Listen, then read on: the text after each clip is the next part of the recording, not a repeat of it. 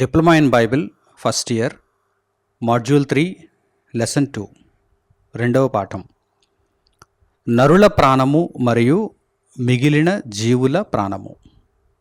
నరుల ప్రాణము మరియు మిగిలిన జీవుల ప్రాణము. ప్రాణము అనగానే జీవితం, లైఫ్, జీవము అని మొదటి పాఠంలో మనం తెలుసుకున్నాం. నరులకు ప్రాణమునిచ్చినది దేవుడే. నరులలో ప్రాణమున్నది. ప్రాణమున్న నరులు జీవించుచున్నవారుగా కనిపిస్తున్నారు. ప్రాణమే లేకపోతే ఆత్మ దేహాన్ని విడిచిపెడుతుంది. మనిషి మరణించినట్టు లెక్క. ప్రాణము, మరణము. జీవము కలిగినటువంటి మనిషి, జీవించుచున్నటువంటి మనిషి ప్రాణము కలిగి ఉన్నటువంటి మనిషిగా పేర్కొనబడుతున్నాడు. మరణించినటువంటి మనిషి ప్రాణము లేనటువంటి మనిషిగా కనిపిస్తున్నాడు. కనుక నరుల ప్రాణము అనగానే నరుల యొక్క జీవము, నరులలో ఉన్న జీవము. తండ్రి అయిన దేవుడు మొదటి మనిషి అయినటువంటి ఆదామును సృష్టించినప్పుడు నేలమంటితో నరుని నిర్మించి వాని నాసికారంధ్రములలో జీవవాయువును ఊదగా నరుడు జీవాత్మ అయెను అని మనం గత పాఠ్యాంశంలో చూచాం. ఆదికాండము 2వ అధ్యాయము 7వ వాక్యంలో దేవుడైన యెహోవా నేలమంటితో నరుని నిర్మించి, అనగా శరీరమును నిర్మించి వాని నాసికారంధ్రములలో జీవవాయువును ఊదగా నరుడు జీవాత్మ ఆయను. మీకు అర్థమవుతుందా? అంటే శరీరములో ఉన్నటువంటి ఆత్మ జీవించు ఆత్మగా కనిపించాలంటే ప్రాణం కూడా ఉండాలి, జీవవాయువు ఉండాలి. ఆ ప్రాణమునకు సంబంధించినవి ఏమిటి? మనలో ఉన్నటువంటి అవయవాలు జీవము కలిగినవిగా కనిపించాలి అంటే అవసరమైనవి ఏమిటి? మనము గాలిని తీసుకుంటున్నాం, శ్వాస నిశ్వాసలు, మనలో రక్తం ప్రవహిస్తుంది, మనం ఆహారం తీసుకుంటున్నాం, పానీయం తీసుకుంటున్నాం. ఇవన్నీ కూడా మనము జీవము కలిగి ఉండటానికి అవసరాలుగా కనిపిస్తున్నాయి, ప్రాణముతో ఉండటానికి అవసరాలుగా కనిపిస్తున్నాయి. ఈ క్రమమును దేవుడు ఏర్పరిచాడు. అయితే ఈ పాఠ్యాంశంలో నరులకు ప్రాణమున్నది, నరులకు ప్రాణమున్నట్టే మిగిలినటువంటి జీవరాశులకు కూడా ప్రాణమున్నది అని మనం తెలుసుకోబోతున్నాం. నరుల ప్రాణము మరియు మిగిలిన జీవరాశుల ప్రాణము. మన చుట్టూ అనేకమైనటువంటి జీవులు కనిపిస్తున్నాయి. సంచరించే జీవులు, కదిలే జీవులు, చరములు. అవి నీటిలో ఉన్నటువంటి జీవులు, గాలిలో ఎగురుతున్నటువంటి జీవులు, నేల మీద ప్రాకుతూ నడుచుచున్నటువంటి జీవులు, ఇత్యాది జీవులు మనకు కనిపిస్తున్నాయి. జీవరాశి అంటారు, లేక జీవకోటి అంటారు, ప్రాణకోటి అంటారు. వీటన్నింటిలో ఏముంది? ప్రాణం ఉంది. ప్రాణం ఉంది. నరులలో ఎలాగైతే ప్రాణం ఉందో జీవులలో కూడా అలాగే ప్రాణం ఉంది. ప్రాణం ఉంది. ఈ విషయాన్ని ఈ పాఠ్యాంశంలో చక్కగా మనం నేర్చుకోబోతున్నాం. పరిశుద్ధ గ్రంథం నుండి యోబు గ్రంథము 12వ అధ్యాయము 10వ వాక్యాన్ని ఒక్కసారి మీరు గమనించండి. యోబు గ్రంథము 12వ అధ్యాయము 10వ వాక్యం. జీవరాశుల ప్రాణమును మనుష్యులందరి ఆత్మలను ఆయన వశమునున్నవి గదా. ఇక్కడ గ్రంథకర్త పరిశుద్ధాత్మ ప్రేరణతో యోబు గారు ఏమంటున్నారు చూడండి. జీవరాశుల ప్రాణము ఆయన వశమున ఉన్నది. ఏ జీవి ఎంతవరకు ప్రాణమును కలిగి ఉండాలి అనే దానిని ఆయన నిర్ణయిస్తాడు. అలాగే మనుషుల ఆత్మలు కూడా ఆయన వశమునున్నవి. మనుషులు తమ ప్రాణాన్ని తీసేసుకుంటున్నారేమో అర్ధాంతరంగా ఆత్మహత్య చేసుకుని, అయితే ఆత్మ మాత్రం దేవుని వశంలోనే ఉంటుంది. మీకు అర్థమవుతుందా? కనుక ఈ వాక్య భాగాన్ని మనం చక్కగా ఆలోచించగలిగితే జీవరాశులలో ఏముంది? ప్రాణం ఉంది, ప్రాణం ఉంది. అందుచేతనేనండి ఆ జీవులు ప్రాణాలను విడిచిపెడుతున్నప్పుడు గిలగలా కొట్టుకుంటూ ఉంటాయి. వాటి రక్తంలో కూడా ప్రాణం ఉంది, వాటి నాసికారంధ్రాలలో కూడా ప్రాణం ఉంది. ప్రాణాన్ని ఉంచాడు దేవుడు. ప్రాణం ఉంటేనే జీవం ఉన్నట్టు. ఎందుకంటే ప్రాణమే జీవం, ప్రాణమే జీవం. అది మనుషులకైనా అది జీవరాశులకైనా ఒకటే. ప్రాణం అనేది ఒకటే, ఆత్మలలో వ్యత్యాసం ఉంది. మనుషులకైతే కుమారుని ఆత్మలు, మిగిలిన జీవరాశులన్నిటిలో సేవకుల ఆత్మలు, దేవదూతల ఆత్మలు. అయితే ప్రాణం మాత్రం అందరికీ ఒక్కటే, ఎందుకంటే ప్రాణం అనేది జీవం, జీవం. కనుక ఈ వాక్య భాగాన్ని బట్టి మనకు జీవరాశులలో ప్రాణమున్నది అని మనకు అర్థమైంది. ఇంకా చూద్దాం. ఆదికాండము 9వ అధ్యాయము 3వ వాక్యం నుండి చూడండి. దేవుడు జలప్రళయమును రప్పించి దానిని ముగించిన తర్వాత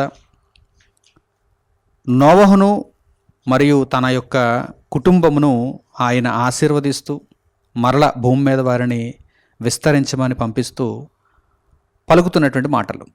ఆదికాండము 9వ అధ్యాయము 3వ వాక్యం నుండి మీరు చూడండి. ప్రాణము గల సమస్త చరములు మీకు ఆహారమగును అన్నాడు దేవుడు ఇక్కడ.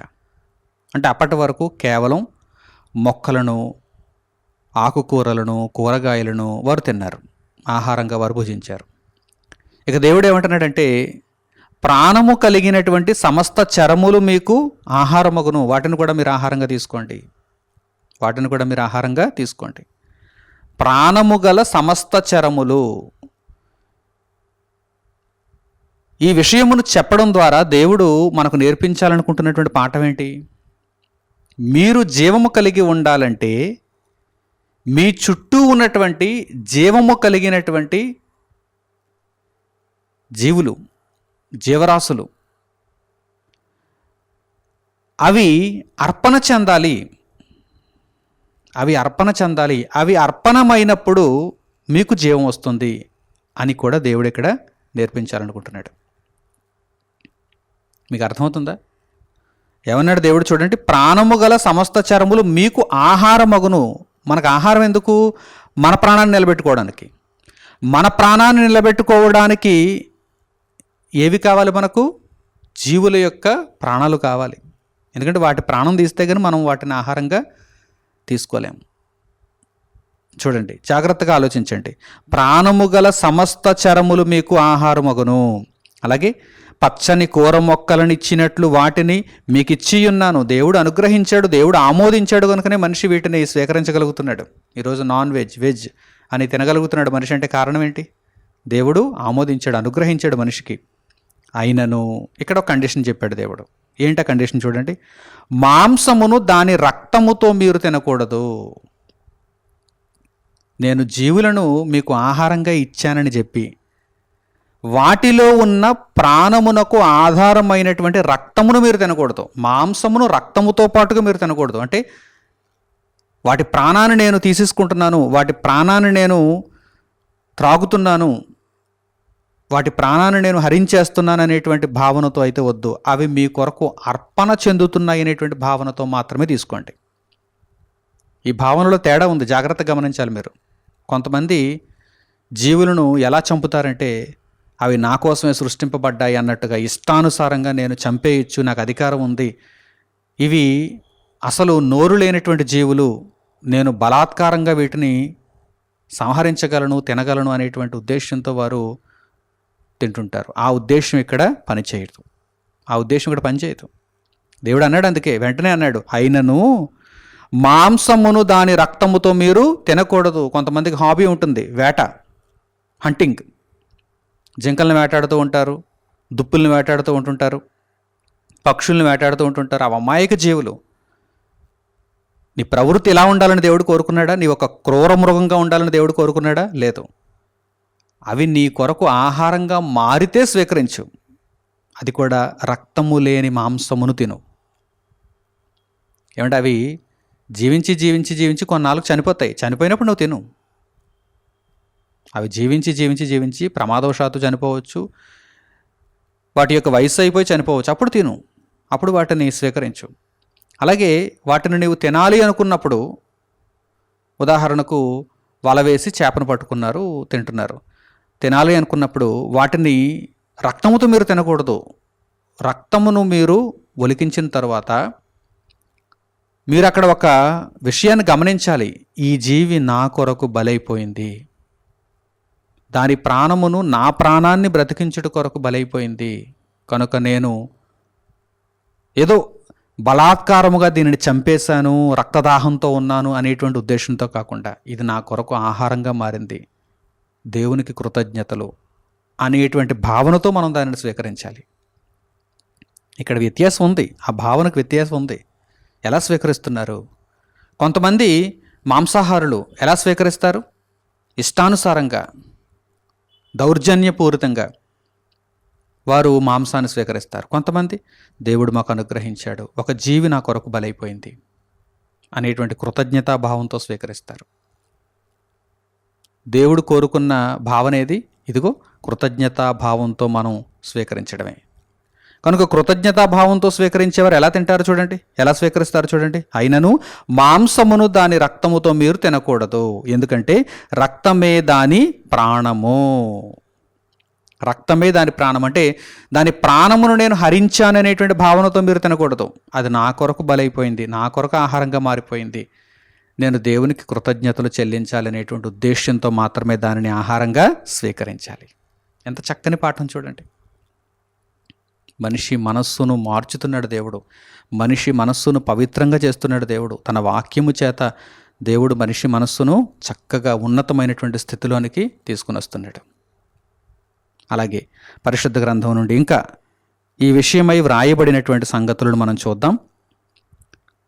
104వ కీర్తన 24వ వాక్యం నుండి మనం చూడగలిగితే, జీవరాశులన్నీ, జీవుల ప్రాణమంతా దేవుని వశమున ఉన్నదని, దేవుడే వీటన్నిటికీ ప్రాణమునిస్తున్నాడని, వీటన్నిటిని పోషిస్తున్నాడని మనకు అర్థమవుతుంది. చూద్దాం, కీర్తనల గ్రంథానికి మనం వెళ్ళగలిగితే 104వ కీర్తన 24వ వాక్యం నుండి మీరు చూడండి. యెహోవా, నీ కార్యములు ఎన్నెన్ని విధములుగానున్నవి, జ్ఞానము చేత నీవు వాటినన్నిటినీ నిర్మించితివి. నీవు కలుగజేసిన వాటితో భూమి నిండియున్నది, నీవు కలుగు చేసిన వాటితో భూమి నిండియున్నది, సమస్త ప్రాణులతో భూమి నిండియున్నది. అదిగో విశాలమైన మహాసముద్రము, అందులో లెక్కలేనన్ని జలచరములు, దానిలో చిన్నవి పెద్దవి జీవరాశులున్నవి, అందులో ఓడలు నడుచుచున్నవి, దానిలో ఆటలాడుటకు నీవు నిర్మించిన మకరములున్నవి, తగిన కాలమున నీవు వాటికి ఆహారం ఇచ్చెదవని, ఇవన్నీ నీ దయ కొరకు కనిపెట్టుచున్నవి. దేవుని దయ కొరకు అవన్నీ కూడా కనిపెట్టుచున్నవి. తగిన కాలమందు దేవుడు వాటికి ఆహారం ఇస్తాడని, వాటి ప్రాణం నిలబెట్టుకోవాలని, ఎందుకంటే వాటిలో ప్రాణం ఉంది, ఆ ప్రాణం నిలబెట్టుకోవాలని. ఇంకా నీవు వాటికి పెట్టున్నది అవి కూర్చుకొనును, నీవు గుప్పిలి విప్పగా అవి మంచి వాటిని తిని తృప్తిపరచబడును. నీవు ముఖము మరుగు చేసుకొనగా అవి కలతపడును. నీవు వాటి ఊపిరి తీసివేయునప్పుడు అవి ప్రాణములు విడిచి మంటిపాలగును. నీవు నీ ఊపిరి విడువగా అవి సృజింపబడును. అట్లు నీవు భూతలమును నూతనపరచుచున్నావు. దేవుడు వాటి ప్రాణం తీసేసుకుంటే అవన్నీ కూడా మృతమైపోతున్నాయి, మరలా వాటికి ప్రాణాన్ని ఇస్తే అవన్నీ కూడా మరలా బ్రతుకుతున్నాయి. సంతానోత్పత్తి మరలా జరుగుతుంది, వాటి యొక్క విస్తరణ మనకు కనిపిస్తుంది. ఆ విధంగా దేవుడు భూతలమును నూతనపరచుచున్నాడు. ఎన్నెన్ని జీవరాశులు, అసలు ఆయన కార్యములను మనం వర్ణించగలమా? అందుచేతనే కీర్తనాకారుడు ప్రారంభంలో ఏమంటున్నాడు చూడండి, ఈ వాక్య భాగం ప్రారంభంలో, యెహోవా నీ కార్యములు ఎన్నెన్ని విధములుగానున్నవి. అసలు భూమండలం అంతటిని నూతనపరచడానికి నీవు జరిగించుచున్నటువంటి కార్యములు ఇన్ని అన్నీ కాదు, విస్తారమైనటువంటి కార్యములతో ఈ భూమి నిండిపోయింది అని కీర్తనాకారుడు మాట్లాడుతున్నాడు. కనుక ఈ పాఠ్యాంశం ద్వారా, ఈ వాక్య భాగం ద్వారా మనం నేర్చుకుంటున్నటువంటి ఉన్నతమైనటువంటి సంగతి ఏంటి? నరులకు ప్రాణం ఉన్నది, నరులకు ప్రాణం ఉన్నట్టుగానే నరుని చుట్టూ జీవిస్తున్నటువంటి జీవరాశులలో కూడా ప్రాణమున్నది. ఆ ప్రాణమును దేవుడు అనుగ్రహించుచున్నాడు. దేవుడు వాటిని పోషించుచున్నాడు. వాటి ప్రాణమును నిలబెట్టుచున్నాడు. వాటి ప్రాణమును కూడా దేవుడే తీసుకుంటున్నాడు. మరల నూతనమైనటువంటి జీవులను ఆయన పుట్టిస్తున్నాడు. కనుక జీవరాశులన్నీ కూడా దేవుని దయతో పోషింపబడుచున్నవి. దేవుడిచ్చిన ప్రాణముతో బ్రతుకుచున్నవి. దేవుడు ప్రాణము తీసుకొనగా అవన్నీ కూడా మరలా చనిపోతున్నాయి, మరణిస్తున్నాయి. మరలా నూతనమైనవి పుడుతున్నాయి. దేవుడు ప్రాణాన్నిస్తే నూతనమైనవి పుడుతున్నాయి. ఇంకా ప్రసంగి గ్రంథానికి మనం వెళ్ళగలిగితే ఇక్కడ అద్భుతమైనటువంటి వివరణ ఉంది. మన చుట్టూ ఉన్నటువంటి జీవరాశులు ఇవి ప్రాణమును కలిగి ఉన్నాయి అని చెప్పటానికి జ్ఞాని అయినటువంటి సొలొమోను రాసినటువంటి సంగతులు మనకి ఇక్కడ కనిపిస్తున్నాయి. జాగ్రత్తగా మీరు వీటిని అధ్యయనం చేయండి. ప్రసంగి గ్రంథము 3వ అధ్యాయము 18వ వాక్యం నుండి చూడండి. ప్రసంగి గ్రంథము 3వ అధ్యాయము 18వ వాక్యం నుండి. కాగా తాము మృగముల వంటి వారమని నరులు తెలుసుకొనినట్లును దేవుడు వారిని విమర్శించునట్లును ఎలాగూ జరుగుచున్నదని అనుకుంటేనే. ఎలా జరుగుచున్నది? నరులు చనిపోతున్నారు, మృగములు చనిపోతున్నాయి. నరులలో ప్రాణం ఉంది, మృగములలో కూడా ప్రాణం ఉంది. అయితే దేవుడు ఇక్కడ ఒక విషయాన్ని చెప్పాలనుకుంటున్నాడు. అదేమిటంటే, తాము మృగముల వంటి వారమని నరులు తెలుసుకున్నట్లు దేవుడు వారిని విమర్శించినట్లును ఎలాగూ జరుగుచున్నదని అనుకుంటున్నాయి. ఆలోచిస్తున్నారా? మనం ఏదో గొప్పవారమని అనుకోవడానికి కూడా ఇక్కడ వీలు లేదు. దేవుడు ఉన్నతుడు. ఆత్మను బట్టి మనము దేవునికి కుమారులమైనటువంటి ఆత్మలం. మనము యేసుక్రీస్తు ప్రభు అనే మార్గము ద్వారా పరలోకానికి వెళ్ళాలి. ఇక్కడ మనకు ఉన్నటువంటి ఆధిక్యత ఇదే. ఇక మిగిలిన విషయాలలో మనం చూడగలిగితే, ప్రాణము విషయంలో ముఖ్యంగా చూడగలిగితే, మనకు ప్రాణాన్ని ఇచ్చినట్టే దేవుడు మృగములకు కూడా ప్రాణాన్ని ఇచ్చాడు. ఏమండి, వాటి ఎడల దయ చూపించండి, దయార్థ హృదయంతో ఉండండి. అప్పుడప్పుడు కొంతమంది సమాజ సేవ పేరిట వీధులలో ఉన్నటువంటి కుక్కలకు అన్నం పెడుతుంటారు. అలాగే ఆవులకు, ఆయా జీవులకు వారు పోషణనిస్తుంటారు. అడవులలో ఉన్నటువంటి జంతువులకు కూడా సహాయం చేస్తూ ఉంటారు. వీటి విషయంలో కూడా మనం దయార్థ హృదయంతోనే ఉండాలి. ఇక్కడ ఒక విషయాన్ని మనం గుర్తుపెట్టుకోవాలి. అదేంటంటే, మృగములకు ప్రాణం ఉన్నది, మనకు ప్రాణం ఉంది. రెండు సమానంగానే ఉన్నాయి. జీవం, దానిలోనూ జీవం ఉంది, మనలోనూ జీవం ఉంది. దేవుడిచ్చిన ఆయుష్ను బట్టి అది బ్రతుకుతుంది. కొన్ని జీవులు తక్కువ ఆయుష్కాలను కలిగి ఉంటాయి. కొన్ని జీవులు మనకంటే ఎక్కువ ఆయుష్కాలను కూడా కలిగి బ్రతకచ్చు. తాబేలు ఎక్కువ ఆయుష్కాలం కలిగి బ్రతుకుతుంది. అలాగే ఏనుగు కూడా ఎక్కువ ఆయుష్కాలంతో జీవిస్తుంది. ఒక్కొక్కసారి మనిషి త్వరగా చనిపోతాడు, కానీ జంతువులు మనిషి కంటే ఎక్కువ కాలం బ్రతుకుతాయి. కనుక దేవుడు ఇక్కడ చెప్పాలనుకుంటున్నాడు, నీవేమీ విర్రవేగకు. ఈ సర్వ ప్రపంచంలో నీవు గర్వముతో కూడినటువంటి మనసుతో ఉండొద్దు. ఇదిగో, నీవు ఈ పాఠాన్ని నేర్చుకుంటున్నాడు దేవుడు. ఏమిటా పాఠం? చూడండి. కాగా తాము మృగముల వంటి వారమని నరులు తెలుసుకున్నట్లును దేవుడు వారిని విమర్శించినట్లును ఎలాగూ జరుగుచున్నదని అనుకుంటున్నాయి. ఎలాగూ జరుగుచున్నది చూడండి. నరులకు సంభవించినది ఏదో అదే మృగములకు సంభవించును, వారికిని వాటికిని కలుగు గతి ఒక్కటే. నరులు చచ్చునట్లు మృగములను చచ్చును, సకల జీవులకు ఒక్కటే ప్రాణము. మృగముల కంటే నరులకేమియో ఎక్కువ లేదు, సమస్తమును వ్యర్థము. ఏమంటే, ప్రాణము విషయానికి వచ్చేసరికి మృగముల కంటే నరులకేమైనా ఎక్కువ ఉందా? లేదు. అన్ని కార్లకు, అన్ని బైకులకు పెట్రోల్ బంకులో ఫ్యూయల్ ఒక్కటే, పెట్రోల్ ఒక్కటే, డీజిల్ ఒక్కటే, సిఎన్జి ఒక్కటే. కారు ఎంత విలువైందైనా కావచ్చు, డొక్కు కారు అయినా కావచ్చు, కానీ వారు ఫిల్ చేయించుకునేటువంటి ఫ్యూయల్ ఒక్కటే, ప్రాణము ఒక్కటే. దేవుడు చెప్పాడు చూడండి, వ్రాయించాడు చూడండి. నరులకు మృగములకు ప్రాణం ఒక్కటే. విర్రవేగకు అంటే దేవుడు ఇక్కడ చెప్పాలనుకుంటున్నటువంటి విషయం ఏంటి? విర్రవేగకు. ఒక్కసారి నీ చుట్టూ ఉన్నటువంటి జీవులను చూడు. వాటిలో ఎటువంటి ప్రాణం ఉందో నాలో కూడా అటువంటి ప్రాణమే ఉంది. కానీ నేను ఎందుకు ఇలా విర్రవీగుతున్నానో ఒక్కసారి నీవు గుర్తుపెట్టుకో, ఆలోచించుకో.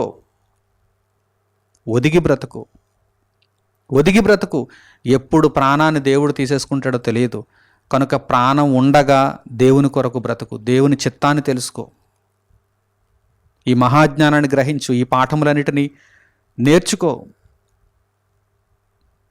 జీవము కలిగిన దేవుని మాటలలో ఉన్న సత్యమును గ్రహించు, నిత్య జీవ మార్గమును కనుగొను.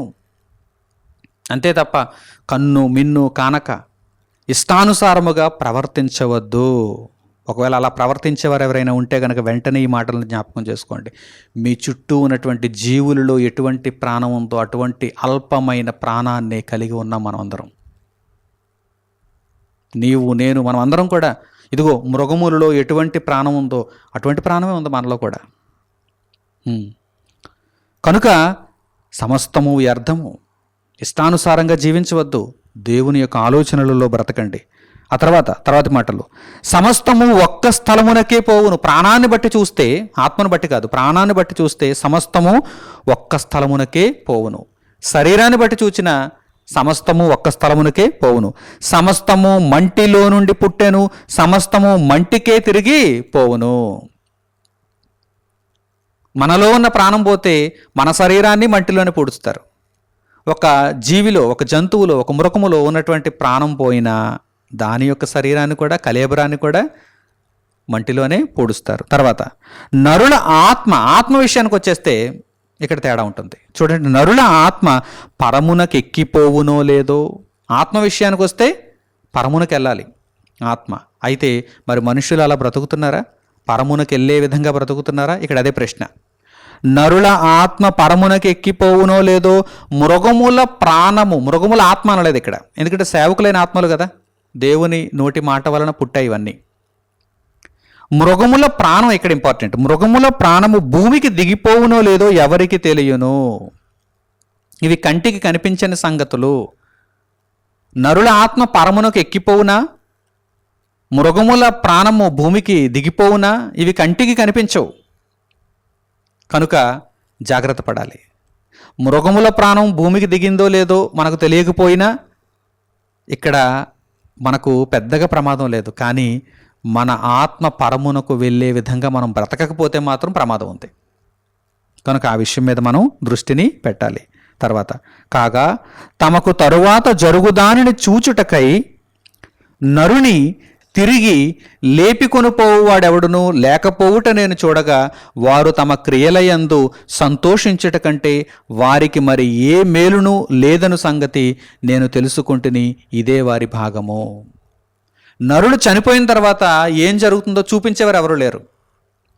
కనుక ఇక్కడ ఉన్నప్పుడు మీరు దేవుని కోసం బ్రతకండి. అదే మీకు మీ కళ్ళ ముందున్నటువంటి పని, మీ కర్తవ్యం. ఇక మిగిలినటువంటి విషయాలను తెలుసుకుందామని మీరు ప్రయత్నిస్తే అది వృధా, అది వ్యర్థం.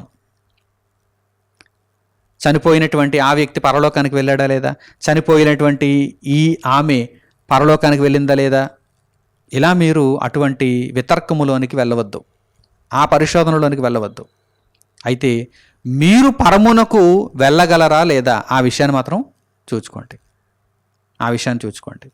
అయితే మన చుట్టూ ఉన్నటువంటి జీవరాశులలో ప్రాణం ఉన్నదని, ఆ ప్రాణము కలిగిన జీవరాశులన్నీ మనకు నేర్పిస్తున్న పాఠాలు చూడండి ఏ విధంగా ఉన్నాయో.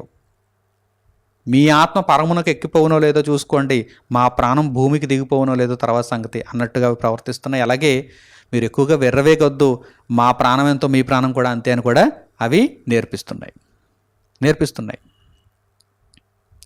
దీనికి సంబంధించి ఒక చక్కని ఉదాహరణ మనం చూద్దాం.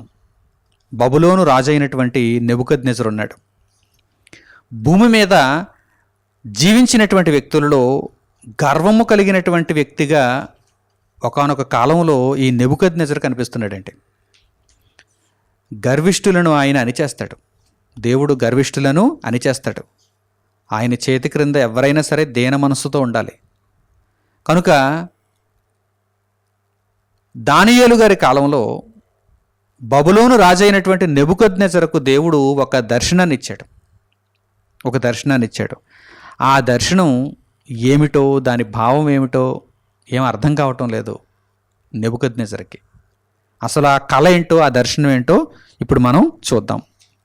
దానియేలు గ్రంథము 4వ అధ్యాయము 4వ వాక్యం నుండి మీరు చూడండి. దానియేలు గ్రంథము 4వ అధ్యాయము 4వ వాక్యం నుండి. నెబుకద్నెజరును నేను నా ఇంట విశ్రాంతియు నా నగరమందు క్షేమమును గలవాడనయ్యుండి ఒక కల కంటిని, అది నాకు భయము కలుగు చేశాను. ఒక కళకు భయపడిపోయాడు. ఎవరు?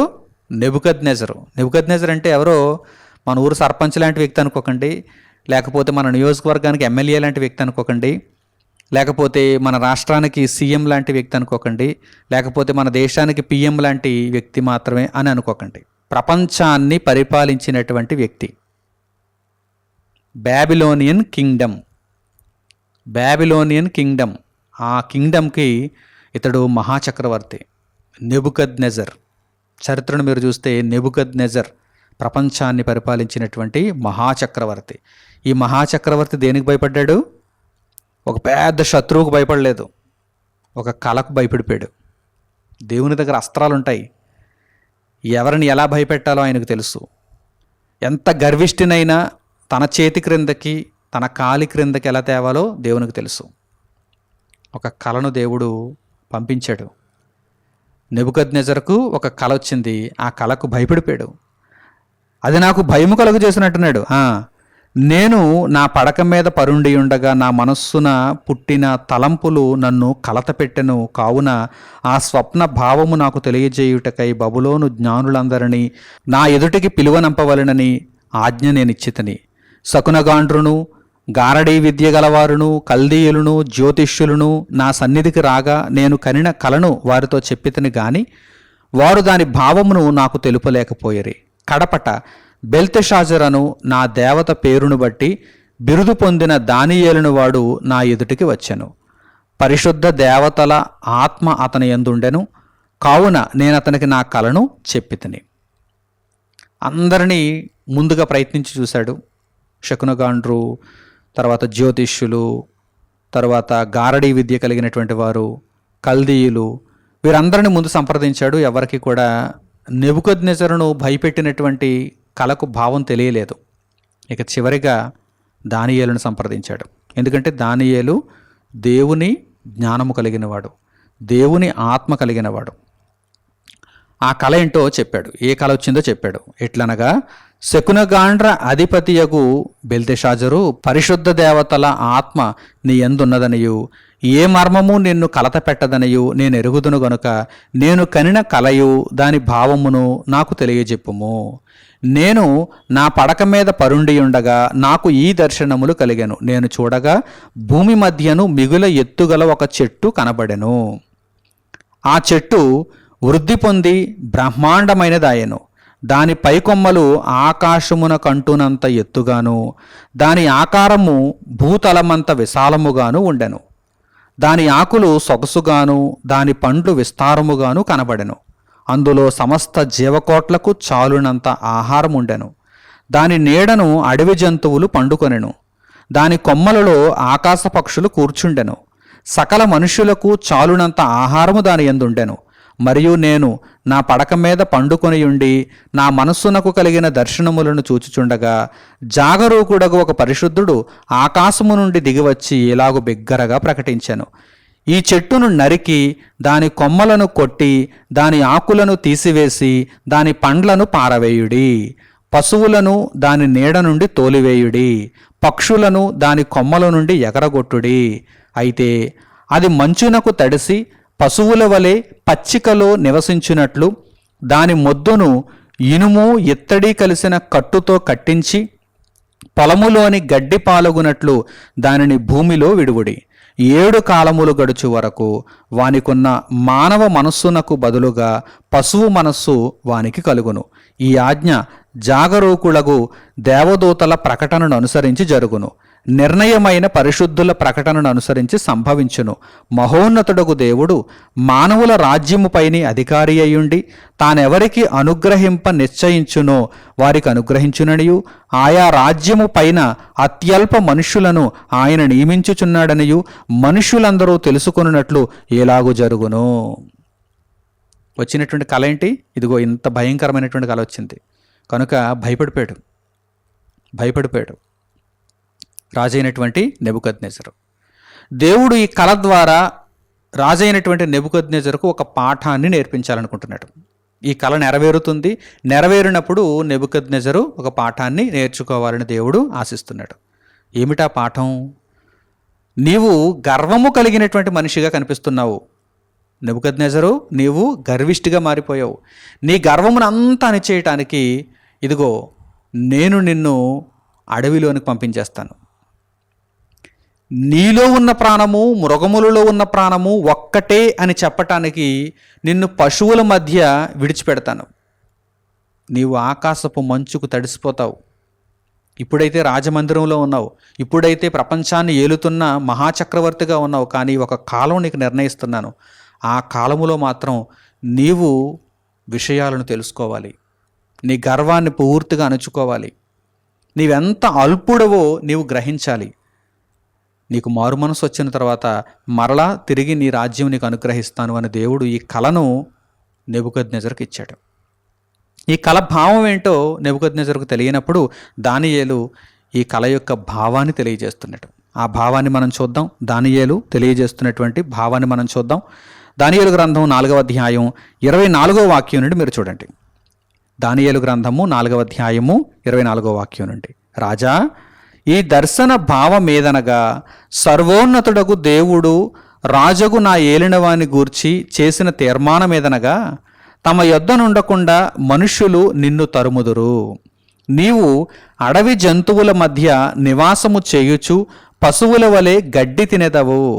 ఆకాశపు మంచు నీ మీద పడి నిన్ను తడుపును. సర్వోన్నతుడగు దేవుడు మానవుల రాజ్యము పైన అధికారి అయి ఉన్నాడనియు, తానెవనికి దానిని అనుగ్రహింప నిశ్చయించునో వానికి అనుగ్రహించుననియు నీవు తెలుసుకుని వరకు 7 కాలములు నీకేలాగు జరుగును. చెట్టు యొక్క మొద్దు నుండనీయుడని వారు చెప్పిరి కదా, దాని వలన సర్వోన్నతుడు అధికారి అని నీవు తెలుసుకొనిన మీదట నీ రాజ్యము నీకు మరలా ఖాయముగా వచ్చునని తెలుసుకోము. రాజా, నా యోచన నీ దృష్టికి అంగీకారమగునుగాక. ఒకవేళ నీవు నీ పాపములు మాని నీతి న్యాయములను అనుసరించి నీవు బాధ పెట్టిన వారి యందు కరుణ చూపిన ఎడల నీకున్న క్షేమము నీకిక మీదట నుండునని దానియేలు ప్రత్యుత్తరమిచ్చెను. పైన చెప్పినదంతయు రాజగు నెబుకద్నెజరునకు సంభవించెను. ఇదంతా దేవుడు ఎందుకు జరిగిస్తున్నాడు? నెబుకద్నెజరు అనేటువంటి బబులోను రాజు యూదులను చెరపట్టి తీసుకుని వచ్చేశాడు. యూదులను భయంకరంగా హింసిస్తున్నాడు, వారిని నాశనం చేస్తున్నాడు, వారి పట్టణాలను కూలగొడుతున్నాడు, కొల్లగొడుతున్నాడు. యూదులు నిర్మించుకున్నటువంటి దేవుని మందిరమును పూర్తిగా అతడు వశపరుచుకున్నాడు. అతడు పూర్తిగా గర్వంతో నిండిపోయాడు. నాకెవరు ఇక ఎదురు అనుకున్నాడు. ఇశ్రాయేలీయుల యొక్క దేవుడు నన్ను ఆపగలడా అనేటువంటి భావనలోనికి వచ్చేశాడు. కనుక దేవుడు పాఠం నేర్పించాలనుకున్నాడు. ప్రపంచాన్ని ఏలుతున్నటువంటి రాజువైనా నీ పరిస్థితి, నీ గతి కొంతకాలం పాటు ఎలా మారిపోతుందంటే నీకు పశువుకు ఏ తేడా లేదు అన్నట్టుగా ఉంటుంది. గడ్డి తింటావు అన్నాడు దేవుడు. ఎంత భయంకరం అండి! గడ్డి తింటావు అన్నాడు. అంటే అక్కడ ఈ పాఠాన్ని చెప్పాలనుకుంటున్నాడు దేవుడు. ఏ పాఠాన్ని? ఈరోజు మనం నేర్చుకుంటున్నటువంటి పాఠం. నరుల ప్రాణము మరియు మిగిలిన సకల జీవుల ప్రాణము. ప్రాణము అందరికీ ఒక్కటే, తెలుసుకో బిడ్డ. ఏదో విర్రవేగుతున్నావేమో. ప్రాణము అందరికీ ఒక్కటే. దేవుని దగ్గర ఎల్లప్పుడూ నీవు ఎలాంటి మనసుతో ఉండాలి? వినయ విధేయతలతో కూడినటువంటి మనసుతో ఉండాలి. ఒదిగిన మనస్సుతో ఉండాలి. ఎంత గొప్పవాడువైనా, డజంట్ మ్యాటర్, ఎంత గొప్పవాడువైనా, నీవు మహాచక్రవర్తివైనా, ఇక్కడ ఆ వ్యక్తి ఎవరు? కలను కనినటువంటి వ్యక్తి ఎవరు? పశువుల వలె గడ్డి మేసినటువంటి వ్యక్తి ఎవరు? నెబుకద్నెజరు, బబులోను చక్రవర్తి. ఆ నెబుకద్నెజరును దేవుడు గడ్డి తినేలా పంపించేశాడు. ఇదిగో నీకు పశువుకి ఇంకేం తేడా లేదు, నీకు మృగానికి ఏం తేడా లేదు, ప్రాణాన్ని బట్టి చూస్తే అన్నాడు దేవుడు. ఇదంతా నెబుకద్నెజరునకు సంభవించింది. అయితే ఇలాగే నీవు అంతమైపోతావని చెప్పటం లేదు. నీకు మారు మనసు వచ్చిన తర్వాత మరలా నీకు రాజ్యాన్ని ఇస్తాను, నువ్వు విషయాన్ని తెలుసుకుంటావని ఈ శిక్షను నీకు విధిస్తున్నానని దేవుడు తెలియజేస్తున్నాడు. అసలు మానవుల రాజ్యములపైన అధికారి ఎవరండి? దేవుడండి. మీరు ఏదో అనుకుంటున్నారు, ఈరోజు ఇతడు పరిపాలిస్తున్నాడు, ఈరోజు అతడు పరిపాలిస్తున్నాడు, వీరే అధికారులు అని మీరు అనుకుంటున్నారేమో. దేవుడు అధికారి. ఎవరికి ఆ అధికారాన్ని ఇవ్వాలి అనుకుంటే అత్యల్పులైనటువంటి మనుషులకు దేవుడు అధికారాన్ని ఇస్తాడు. కొంతకాలం వారు కన్ను మిన్ను కానకుండా ప్రవర్తిస్తుంటే వారిని తీసేస్తాడు దేవుడు. ఎంతకాలము ఎవరికి ప్రజల మీద అధికారాన్ని ఇవ్వాలనేది దేవుడు నిర్ణయిస్తాడనేటువంటి విషయాన్ని ఈ పాఠ్యాంశం ద్వారా చక్కగా స్పష్టముగా మీరందరూ కూడా తెలుసుకోవాలి. ఈ కళ ఈ విధంగా నెరవేరింది. ఆ నెరవేర్పును ఒక్కసారి మనం చూద్దాం. బబులోను రాజు అయినటువంటి నెబుకద్నెజరుకు ఈ కళ ఏ విధంగా నెరవేరి సంభవించిందో మనం ఒక వాక్య భాగం ద్వారా చూద్దాం. దానియేలు గ్రంథము 4వ అధ్యాయము 33వ వాక్యాన్ని చూడండి. దానియేలు గ్రంథము 4వ అధ్యాయము 33వ వాక్యం. ఆ గడియలోని అలాగున నెబుకద్నెజరునకు సంభవించెను. మానవులలో నుండి అతని తరిమిరి, అతడు పశువుల వలె గడ్డి మేసెను. జరిగింది ఇదంతా. ఏదైతే కలను దేవుడు పంపించి నెబుకద్నెజరును కలత పెట్టాడో, భయపెట్టాడో, ఆ భావాన్ని నెబుకద్నెజరు తెలుసుకున్నాడు. ఆ తర్వాత అది సంభవించింది. అతడు పశువుల వలె గడ్డి మేసెను. ఆకాశపు మంచు అతని దేహమును తడపగా అతని తల వెంట్రుకలు పక్షిరాజు రెక్కల ఈకెల వంటివియు, అతని గోళ్ళు పక్షుల గోళ్ల వంటివియు నాయను. పక్షికి అతనికి తేడా లేదండి. పక్షి ఏకల్లా మారిపోయిందంట రోమములన్నీ కూడా. అతని గోళ్ళు పక్షి గోళ్ళులాగా మారిపోయినాయట. ఆలోచించండి. అంటే ఇక పూర్తిగా దేవుడు నీకు నీ చుట్టూ ఉన్నటువంటి జీవులకు తేడా ఏమీ లేదు. అడవిలో అవి ఎలా జీవిస్తున్నాయో నువ్వు కూడా అలాగే జీవిస్తున్నావు. ఏంటి నీ గొప్పతనం ఇప్పుడు చెప్పు అంటున్నాడు దేవుడు. ఏం చెబుతాడు? దేవా ప్రభో, ఇప్పుడు నాకు బుద్ధి వచ్చింది, గర్వం దిగిపోయింది, నన్ను కాపాడు అని దేవుని కాళ్ళ మీద పడుతున్నాడు అనమాట. అప్పుడు అర్థమవుతుందా మీకు? ఆ మారు మనసు వచ్చిన తర్వాత మరలా దేవుడు నెబుకద్నెజరునకు తన పూర్వ వైభవాన్ని ఇచ్చాడు. కనుక ఇక్కడ దేవుడు చెప్పాలనుకుంటున్నటువంటి పాఠం ఏంటి? సర్వ ప్రపంచానికి దేవుడు చెప్పాలనుకుంటున్నటువంటి పాఠం ఏంటి? ప్రాణమును బట్టి చూస్తే నీ ప్రాణము, నీ చుట్టూ ఉన్నటువంటి జీవుల ప్రాణము ఒక్కటే. కనుక నీవు దేవునికి లోబడాలి.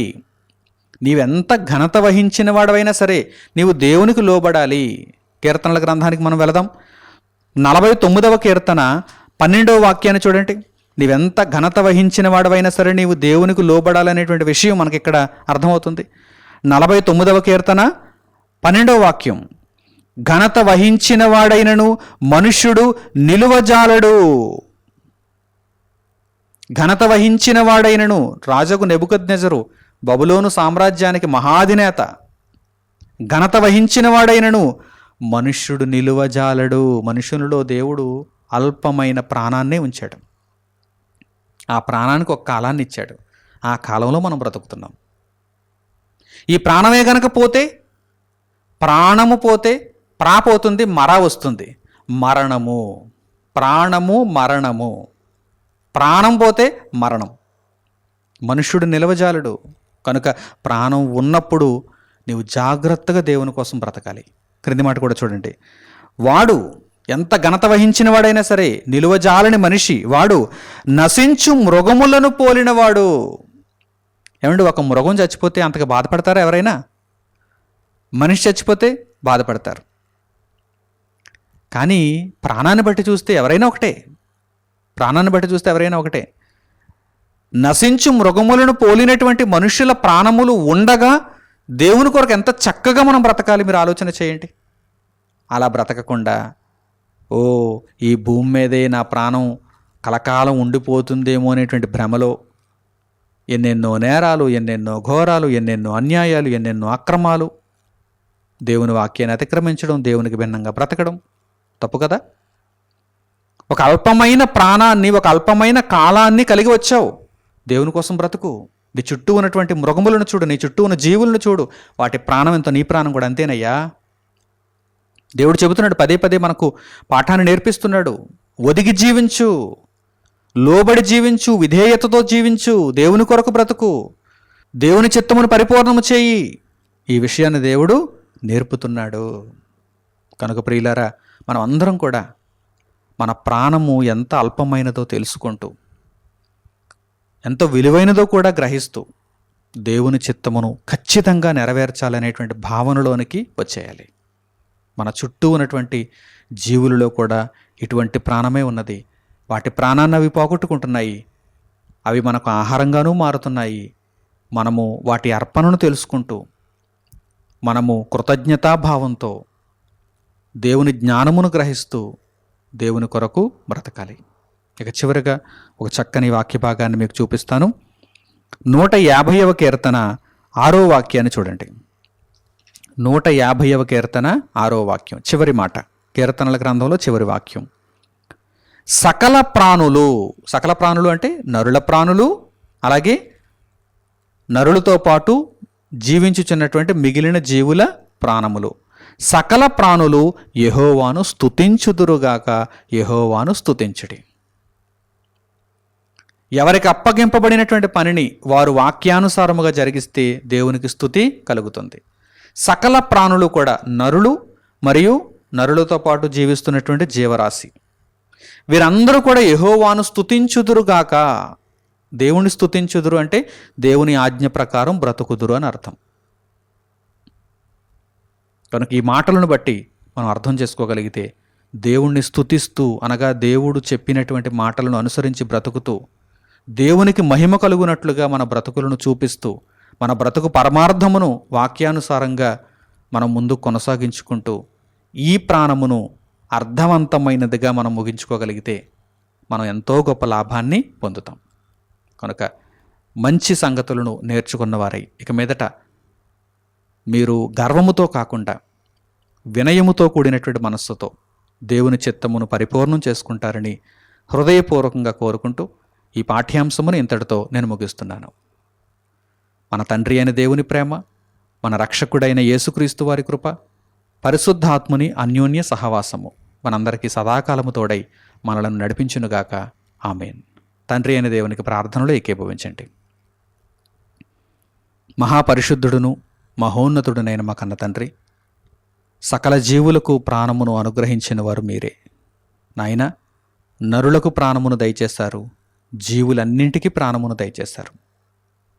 ఈ విషయమును పరిశుద్ధ గ్రంథము ద్వారా మేము తెలుసుకున్నాము. నాయన, మీరు సర్వోన్నతులు, సర్వశక్తిమంతులు, ప్రాణమును అనుగ్రహించువారు, ప్రాణమును తీయువారు. మీకు ఉన్నతముగా మేము లోబడాలి. మీ చిత్తమును అతి జాగ్రత్తతో మేము పూర్తి చేసుకోవాలి. ఈ విషయమును తండ్రి పరిశుద్ధ గ్రంథం ద్వారా మేము నేర్చుకుంటున్నాము. మా జీవితకాలమంతయు నాయన మీ వాక్యమునకు లోబడినటువంటి బ్రతుకులను కలిగి మీ చిత్తమును చక్కగా పరిపూర్ణము చేసుకొనగలుగుటకు మాకు సహాయమును దయచేయమని మిమ్మల్ని వేడుకుంటున్నాము. గర్వము కలిగిన మనస్సుతో కాకుండా నాయన ఒదిగినటువంటి జీవితముతో ప్రతి సందర్భములోనూ మీకు విధేయతను చూపించేటువంటి బ్రతుకుతో మిమ్మను స్తుతించే మీ బిడ్డలముగా ఉండగలుగుటకు, మీ ఆజ్ఞలను నెరవేర్చి మిమ్మను మహిమపరిచేటువంటి మీ బిడ్డలుగా ఉండగలుగుటకు, మీరిచ్చినటువంటి ఈ ప్రాణమును మీ కొరకు చక్కగా వినియోగించుటలో మాకు జ్ఞానమును దయచేయమని మిమ్మల్ని వేడుకుంటూ మా ప్రార్థనా మనవులను మా ప్రభువును మా రక్షకుడునైన యేసుక్రీస్తు వారి పేరిట మిమ్మల్ని వేడుకొనుచున్నాము తండ్రి. ఆమేన్. అందరికీ వందనములు. సెలవు.